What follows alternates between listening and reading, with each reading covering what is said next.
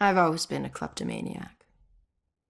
It's not that I was lazy or anything, I was just bored. Stolen goods were always more interesting to me. I could just look at whatever it was and relive the exciting memory of the theft itself. Sometimes I was worried that I'd get caught. Other times I was riding an adrenaline rush. But it wasn't until the last thing I ever stole that I truly felt afraid. I remember it like it was yesterday, despite the years I've been trying to forget it. My friends and I snuck into a graveyard to drink a few beers like we normally did on a boring weeknight. We headed for our usual spot, an old run-down mausoleum. Only this time it was locked. It seemed someone had finally taken an interest in the dead guy it belonged to and didn't appreciate us partying there. So we split up and went looking for a new place. Finally, I found another mausoleum, and one of its walls had begun to crumble away, but I squeezed through.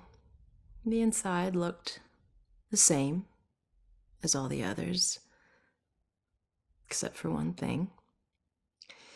Lying there on top of the central tomb was a dusty frame that contained a wreath made of elaborately braided rope. Knowing that antiques were valuable, I took it. I figured I'd wait a week before selling it in case anyone reported it stolen. So when I got home, I hid it at the top of my closet and went to sleep.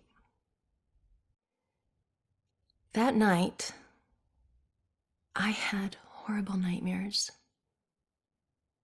of a dead-faced hag with rotting flesh. No matter how many times I woke up, she always found her way back into my dreams. Over the next few days, the nightmares got worse. I'd wake up only to find clumps of my hair missing and my scalp bleeding.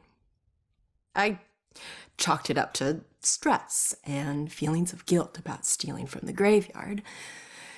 So the next day I went to a pawn shop to sell the wreath and be done with it.